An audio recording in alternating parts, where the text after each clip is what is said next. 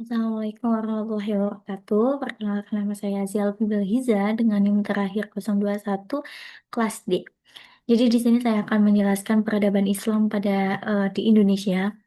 Jadi kalau kita bahas tentang Indonesia pasti udah nggak bisa lepas dari Islam.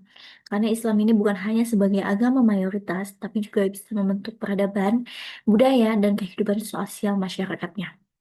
Jadi oleh karena itu saya di sini akan menceritakan bagaimana Islam ini masuk ke Indonesia. Jadi bagaimana cara penyebarannya, terus bagaimana berkembangannya di berbagai wilayah di Nusantara. Baik, di sini yang pertama itu ada jalur masuknya Islam di Indonesia. Jadi ada 4 jalur, yang itu teori Gujarat, teori Arab, teori Persia, dan juga teori Cina. Oke, yang pertama ini teori Gujarat. Jadi teori Gujarat ini yaitu teori pertama, yaitu menurut teori ini itu Islam masuk ke Indonesia ini melalui perdagangan dari Gujarat, India, yaitu. Nah, sekitar abad ke-13 ini, buktinya dapat kita dilihat dari batu nisan Raja Malik Al-Saleh, yaitu di Samudra Pasai, dan makam Maulana Malik Ibrahim di Gresik yang bentuknya sama mirip dengan batu nisan di Gujarat. Jadi dari sinilah para sejarawan Belanda ini bisa menyimpulkan bahwa pedagang India ini juga memiliki peran yang sangat besar dalam penyebaran Islam di Nusantara. Nah, yang teori yang kedua yaitu teori Arab. Namun ada juga teori Arab ini yang menyatakan bahwa Islam ini langsung dari Mekah sejak abad ke-7 Masehi. Jadi hal ini didukung oleh catatan pendeta Tiongkok yang bernama Ai Tesing yang menemukan komunitas Arab Muslim di pesisir Sumatera. Jadi ia menunjukkan bahwa sejak awal Islam ini sudah hadir langsung dari pusatnya. Nah, yang selanjutnya ini teori Persia. Jadi teori di Persia ini itu melihat adanya kesamaan budaya Islam Indonesia dengan budaya di Persia. Kayak contohnya ini seperti peringatan 10 Muharram. Nah, berupa tabuik di Sumatera Barat dan bubur syuro di Jawa. Nah, itu juga ada ajaran tasawuf. Ya, ini juga menunjukkan adanya pengaruh ulama dari Persia tersebut. Yang selanjutnya ini yang terakhir ada teori Cina. Teori Cina ini selain itu juga Islam ini juga diyakini banyak jalur masuknya melalui jalur Cina. Hal ini itu juga terlihat dari sejarah Kesultanan Demak di mana Raden Fatah ini disebut memiliki keturunan Cina. Bahkan beberapa nama raja di Demak ini ditulis menggunakan istilah Cina. Ini menunjukkan bahwa Islam ini datang melalui jalur perdagangan internasional yang sangat luas. Baik, yang selanjutnya ada strategi dakwah di Indonesia. Nah, yang pertama itu ada strateginya perdagangan. Jadi, lewat jalur perdagangan inilah menjadi salah satu media dakwah utama di para pedagang Muslim ini dikenal sebagai yang jujur dan amanah. Jadi sikap inilah yang bisa membuat mereka ini merasa masyarakat ini tertarik.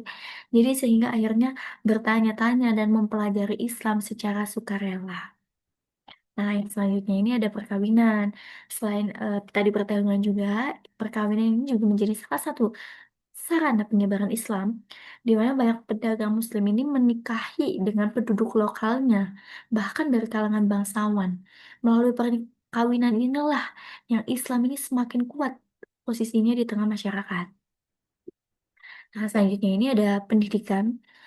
Pendidikan ini juga memegang peran penting para ulama ini untuk mendirikan pesantren, surau, dan dayah sebagai salah satu pusat pendidikan Islam. Jadi dari sinilah lahir generasi ulama dan dai menyebarkan Islam ke berbagai daerah. Nah, di sini ada kesenian dan budayanya. Jadi Islam ini juga disebarkan melalui budaya dan kesenian, kayak seperti wayang dan sastra.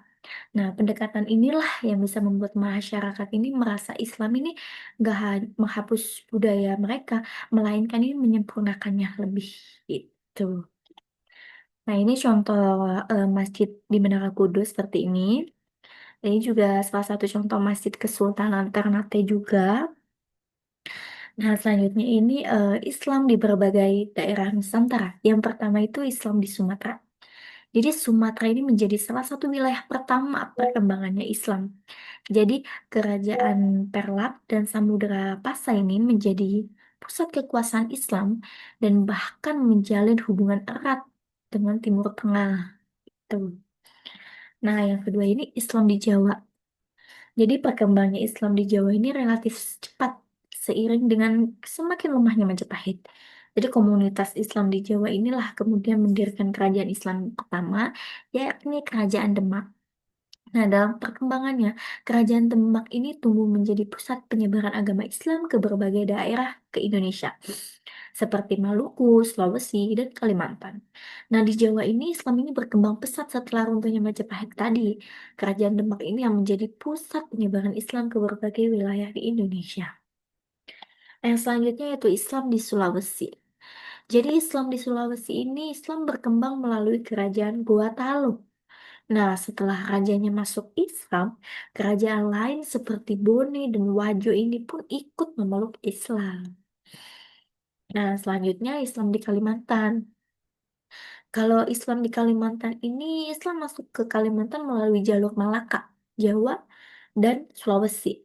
Jadi para mubalik ini berperan besar dalam penyebaran Islam secara damai gitu. Nah, yang ini selanjutnya yaitu Islam di Maluku. Jadi Maluku ini yang terkenal dengan rempah-rempah menjadi wilayah strategis dalam penyebaran Islamnya. Karena kerajaan Ternate dan Tidore ini menjadi salah satu pusat kekuasaan Islam di kawasan timur Indonesia. Dan yang terakhir ini Islam di Papua. Jadi beberapa kerajaan di Kepulauan Maluku yang wilayahnya teritorialnya sampai ke Pulau Papua ini menjadikan Islam masuk pula di Pulau Cendrawasih, yaitu Papua. Banyak kepala suku di wilayah Waigeo, Misol, dan beberapa daerah lain yang di bawah administrasi pemerintahan Kerajaan Bacan. Jadi Islam juga ini sampai ke Papua, nggak hanya di Sumatera dan dia itu sampai ke Papua, yaitu melalui pengaruh kerajaan Islam di Maluku tadi. Nah, beberapa kepala sukunya ini menerima Islam dan menjadikan bagian dari kehidupan masyarakatnya. Nah, begitulah penjelasan dari saya. Jadi dapat disimpulkan bahwa peradaban Islam di Indonesia ini juga berkembang pesat secara damai, bertahap, dan juga penuh toleransi. Cukup sekian penjelasan dari saya, untuk kurang lebihnya mohon maaf.